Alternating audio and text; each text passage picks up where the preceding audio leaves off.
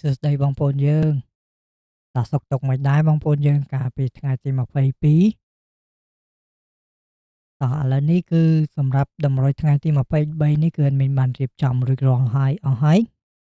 តែមុននឹងចូលទៅកាន់តម្រុយadminក៏សូមពឹងបងប្អូនយើងដូចរាល់ដងបងប្អូនយើង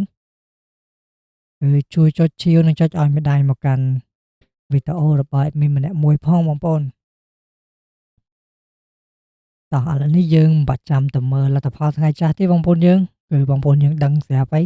ខុសត្រូវឥឡូវយើងចូលទៅកាន់តម្រុយថ្ងៃថ្មីតែម្ដងទៅបងប្អូនយើងតើadmin ខ្ជិលអូសកាឡាបងប្អូនយើងច្រើន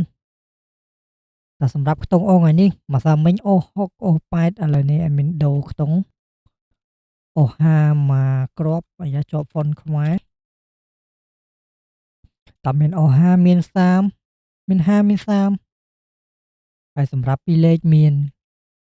59 36 94អាហ្នឹងមកគ្រាប់ចុងក្រោយ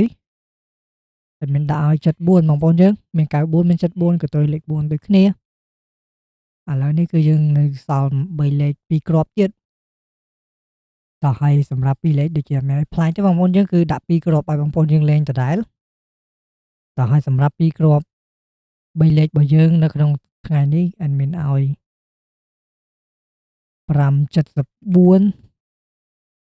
តោះ574មកគ្រាប់ហើយនឹងមកគ្រាប់ទៀត294 574 294បងប្អូនយើងហើយadminក៏បញ្ជាក់មួយទៀតដែរនេះគ្រាន់តែជាតម្រុយទេបងប្អូនយើងខុសត្រូវadminអត់ទទួលខុសត្រូវទេបងប្អូនយើងហើយបងប្អូនយើងស្រឡាញ់លេខណាបងប្អូនយើងយកលេខហ្នឹងទៅលេងកម្សាន្តទៅលេងកម្សាន្តដោយទំនួលខុសត្រូវណាបងប្អូនយើងតោះហើយជាចុងក្រោយadminក៏សូមជូនពរបងប្អូនយើងទាំងអស់គ្នាហេងហើយសម្រាប់បងប្អូនយើងដែលបានមើលតម្រុយនេះហើយដឹងតែចូលហើយបងប្អូនតោះហើយជាចុងក្រោយadminក៏សូមជម្រាបលាបងប្អូន